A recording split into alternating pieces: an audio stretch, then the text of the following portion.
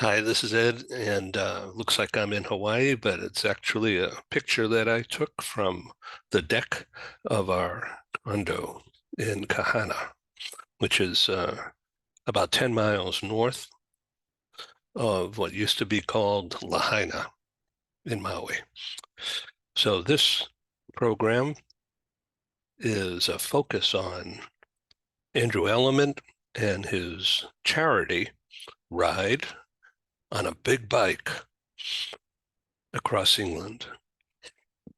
Interesting guy. And he'll be joining us in just a couple of minutes. And we're going to be talking about the charity drive and what he's doing. So stay tuned. We'll be right back. Okay, I got to shut this off and pick it up. Hey, I'm back here, and Andrew Elliman is in London, and he's going to talk to us about his charity ride on the big bike. What's the name of that big bike? Is a penny farthing.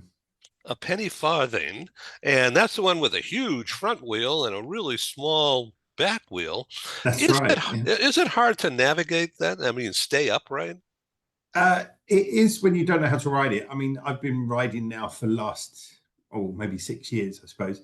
But yeah, it's not the easiest because you're sitting as high as you would be on a horse, and you've got steps to get up onto the wheels, and it's a fixed pedal, so there's no real sort of braking system, and you have to use the pedals to really keep yourself going. You've got to keep pedaling. So our virtual background here is actually a photo that I took from our condo in Hawaii, in Maui, in a town called Kahana. And that's a real rainbow, although I doctored up the picture a little bit to accentuate it. But it was a beautiful area. And it's around 10 miles north along the coast of what used to be Lahaina. And so we loved going into Lahaina all the time. And it's all burnt out. So someday it's going to come back, that's for sure. Yeah. Federal government is pouring in billions, and it's just amazing.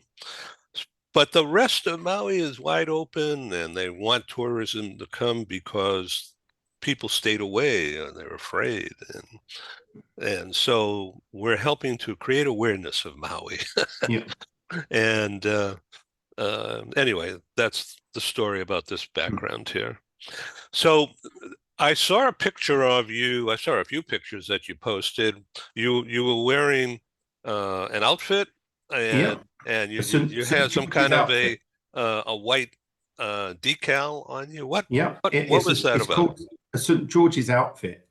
And the last challenge I did last weekend, it was to help the Friends of All Saints Church where I live. And it's not really a religious thing. It was more of what they're trying to do is raise funds to keep the churches alive. So these churches date back to the 1300s, if not Wow. even further. And obviously, over time they need repairs. They need doing up. They need to be preserved. And a lot of these churches are funded by charities because they just can't do it. So where I live across Herts, Beds and Bucks, they did a initiative called Bike and Hike Ride. So the idea was you could either walk from church to church and walk as many churches as you can in a day, or you could cycle as many churches in a day. And I thought, well, okay, I've got a penny farthing bicycle, and they're going back to what you said at the beginning, they're not easy to ride. So I thought, well, it sounds like a good challenge. So I picked a route that was 20 miles in total. Um, and it had 32 large hills. Now, normally, when the hills are really steep, you have to get off the penny farthing because it's so hard to cycle up. But I actually, when we did it on the day, which happened to be the hottest day of the year in the UK as well, I mean, it was so hot. And I was dressed in a St. George's outfit, which is like a Knights Templar outfit, like an old knight as such. And I took on the challenge to cycle this 20 miles and go to as many churches as possible. And we actually managed to do 11 churches en route. And I managed to cycle up out of the 32 hills that were there. There was only 3 hills I couldn't actually cycle up. So I managed to cycle all the way up to the top, come down very fast the other side, obviously, because there's not much braking system. And my daughter and a friend of mine, they cycled around me at the times just to stop the traffic and make sure that the cars knew I was there. I mean, the cars could see me because I stuck out a mile. I was looking down at everyone. But yeah, it was great fun. It was great fun. And then the idea was we streamed it live on all the Facebook pages, etc., so people could see what we were doing. And it was just a lot of fun. And it's always the people that you meet that's incredible. We met so many different people. People were pulling up in their cars just to say hello and giving us waves as we went along. And then, of course, when you got to the churches, they had refreshments for us. And because it was so hot, they were making sure that we were well hydrated. So they didn't give me any wine, though. That was the only thing I said. Have you got wine being a church? And they said no. But no, it was good. And I just thought it was a nice thing to do because I walk through this church every day with my dog. I enjoy the views from it and looking at the church. So I just thought, well, it sounds like a good cause. So as usual, I got into costume and I rode. And yeah, it was a lot of fun. It was a lot of fun.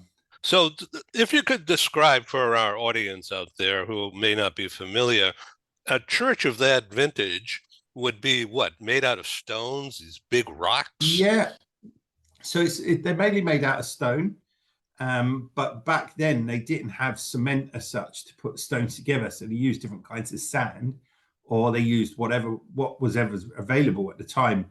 But over the years that erodes, you see, and then what happens is it starts to collapse. The church that I was doing it for in the village where I live, it's actually been rebuilt in certain parts over the years. I think back in the 1500s, the actual tower collapsed and there was nothing there.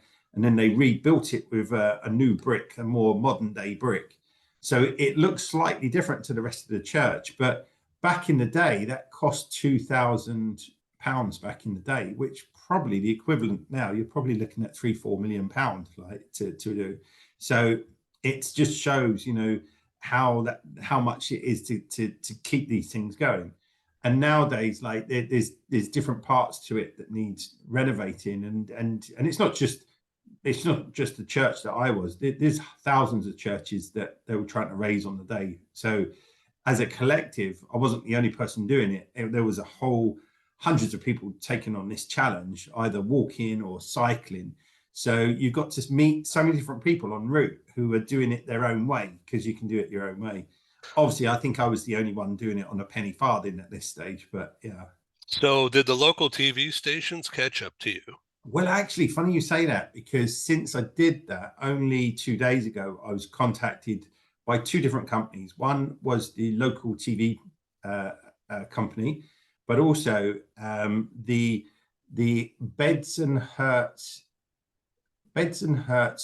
Historical Churches Trust have got in contact, and they want to do a big piece about it. And they said, look, we've never seen anyone do it on a penny farthing. And the fact that you was dressed in a St. George's outfit, they said, we think it's wonderful. They said, it was very different from what we normally see. Yeah. And obviously it gives them a bit of publicity to go out and show and raise a bit more money. So as always, if I can help, I'll help. Right. And if I think it's worthy cause, then I do it. So and this one, for me, it was purely because I enjoy walking through the church in the mornings with my dog, and I get to enjoy the grounds and the surrounding area. So that's why I took it on, if I'm honest. You're an amazing guy. It's nice to know you. So, going down the hills on that penny farthing, how did you brake? So it's quite difficult. So what you have to do is there's a tiny little brake on the back wheel. And that's more to make you more legal on the road, if anything. But the big wheel is a 54-inch wheel. So the big one is 54-inch. So that overrides it. So you can imagine, I'm a heavy guy anyway. So coming downhill, the bike is going. So even with the brake on full. So what you have to do is slow it down with your pedals.